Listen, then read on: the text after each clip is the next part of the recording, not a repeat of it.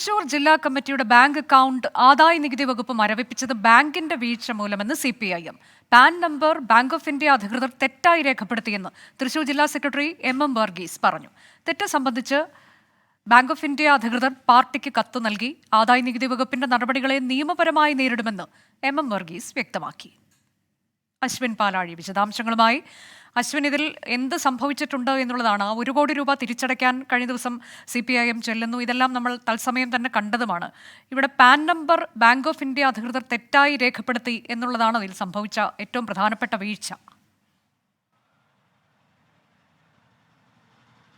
അനുജ, ലോക്സഭാ തെരഞ്ഞെടുപ്പ് പ്രഖ്യാപിച്ച അന്നു മുതൽ CPIM തൃശ്ശൂർ ജില്ലാ കമ്മിറ്റി സമാനതകളില്ലാത്ത പ്രതിസന്ധിയിലൂടെയാണ് കടന്നു പോകുന്നത്. പ്രത്യേകിച്ച് ഈ ബാങ്ക് ഓഫ് ഇന്ത്യയിലെ ബാങ്ക് അക്കൗണ്ടുമായി ബന്ധപ്പെട്ട വിവാദങ്ങൾ വലിയ തോതിൽ പാർട്ടിയെ ഉലയ്ക്കുന്നുണ്ടായിരുന്നു.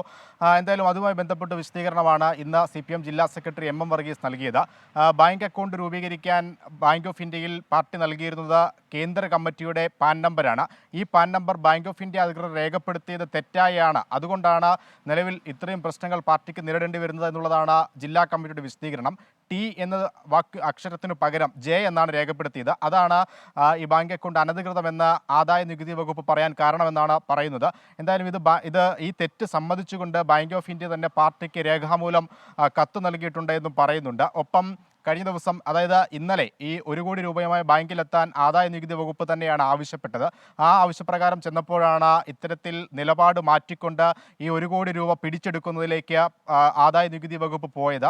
ഇതൊക്കെ കേന്ദ്ര അധികാരം ഉപയോഗിച്ച് പാർട്ടിയെ വേട്ടയാടുന്നതിൻ്റെ ഭാഗമായാണ് എന്നുകൂടി ജില്ലാ കമ്മിറ്റി ആരോപിക്കുന്നുണ്ട്. ഇതിനെല്ലാം തന്നെ നിയമപരമായി നേരിടാനാണ് ജില്ലാ കമ്മിറ്റിയുടെ തീരുമാനം. വരും ദിവസങ്ങളിൽ ഇതുമായി ബന്ധപ്പെട്ട നിയമോപദേശമടക്കം തേടിയ ശേഷം ശക്തമായ നിയമ നടപടിയുമായി മുന്നോട്ട് പോകും എന്നുള്ളതാണ് പാർട്ടിയുടെ വിശദീകരണം. ബാങ്ക് ഓഫ് ഇന്ത്യ അധികൃതരുടെ വീഴ്ച മൂലമാണ് ഈ സംഭവങ്ങൾ. ആദായ നികുതി വകുപ്പ് അത്തരത്തിലേക്ക് ബാങ്ക് അക്കൗണ്ട് മരവിപ്പിച്ചത് പാൻ നമ്പർ തെറ്റായി രേഖപ്പെടുത്തി എന്നുള്ളതാണ് ഇന്നിപ്പോൾ ജില്ലാ സെക്രട്ടറി അറിയിച്ചത്.